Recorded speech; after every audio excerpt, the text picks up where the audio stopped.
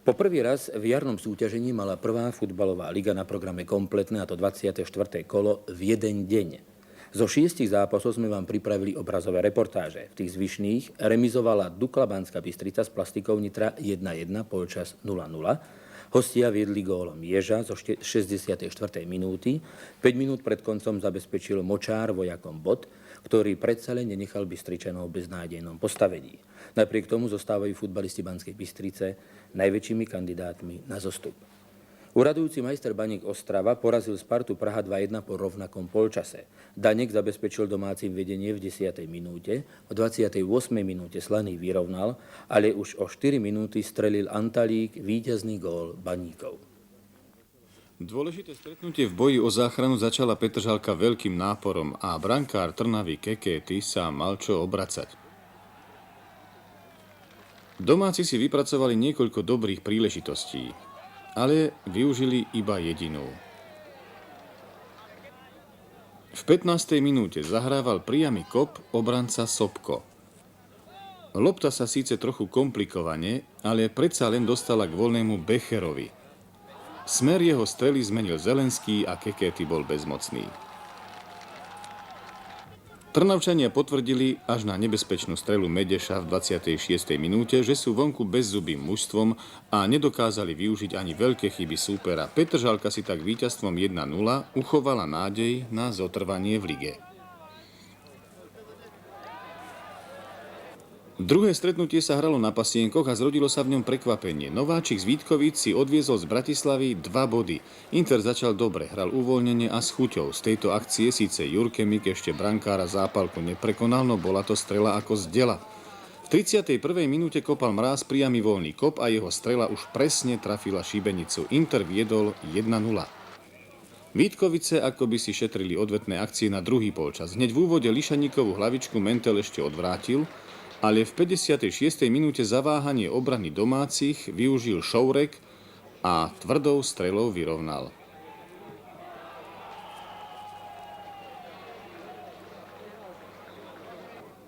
O 12 minút neskôr urobila obrana Interu druhú veľkú chybu. Albrecht jediný zareagoval a Vítkovice viedli 2-1.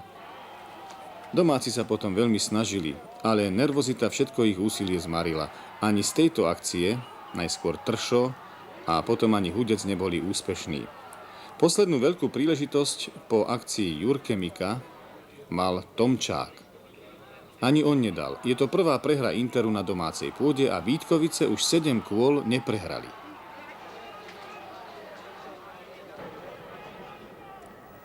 Rudá hvězda Cheb v útoku na branku Dukly Praha. V dnešním ligovém zápase naprosto výjimečná situace. Výjimečná i tím, že akce byla nakonec zakončena slušnou šilhavého střelou.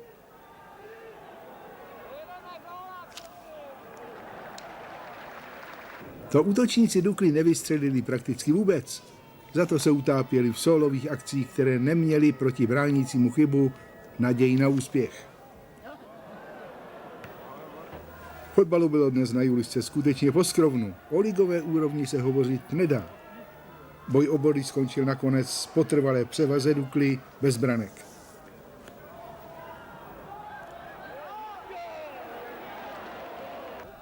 Slavia se vytáhla a postarala se v Praze o výborný nedělní večer. Utkání s Brnem měla od začátku pod kontrolou. V 21. minutě se v Edenu konečně dočkal Petržela. 1-0. Ano. Druhá půle pak naprostou převahu Slavie jen potvrdila. Lauda unikl a s klidem pilota Formule 1 zvýšil na 2-0. Brno se nestačilo divit. Tým dobrých běžců prohrával souboj za soubojem a celý zápas se stal otázkou skóre. Slavia totiž ještě hodně nedala. Čtvrt hodiny před koncem Horný evidentně fauloval skvělého Petrželu. Kristof dal šanci Herdovi. Ten pokutový kop jasně proměnil a bylo to. Slavia Brno 3-0. Futbalisti Lokomotívy Košice a Slovana Bratislava hrali v bielých dresoch, dnes ukázali, ako sa nemá šetriť energiou. Pokiaľ ňou hráči prekypujú na ihrisku, je to chválihodné. Len ju treba dokonale využiť. Od prvých minút všetkých 22 hráčov síce hralo s plným nasadením, no hra predsa len postrádala iskru. Sem tam pred obidvoma bránkami tlelo, no zatiaľ ani v tomto prípade ešte nehorelo. Minútu pred polčasom Farkáš po prvý raz popálil protihráčov. Jeho prudká strela asi z 18 metrov smerovala jasne za svojím cieľom. Lokomotíva viedla 1-0 a ako to býva zvykom, Slovan otvoril hru. Snažil sa domácim podkúriť, no ostalo len pri tom. Aj to takáč ešte nevedel, že 2 minúty pred koncom sa dostane do takej výhodnej pozície. Aj preto dnes Slovan vyšiel v Košiciach na prázdno. V Prešove Bohemians hral v bielých dresoch, ukázal, že nie nadarmo poškuľuje po účasti v pohári UEFA. Hral s jasným zámerom a jeho hráčom najviac prekážala azda len bojovnosť prešovských hráčov. Nečudo, že si Klokani vypracovali niekoľko príležitostí, no Mičinec a potom reprezentant Jakubec nepotešili svoj kolektív, ale domácich priaznivcov. Bohemians až do konca držal hru v rukách a nakoniec to vyzeralo, ako by sa rozhodol, že bod mu stačí. Gól nepadol a sásková tendencia 50% na remízu teda v Prešove vyšla. Ako vyzerá ligová tabuľka po 24.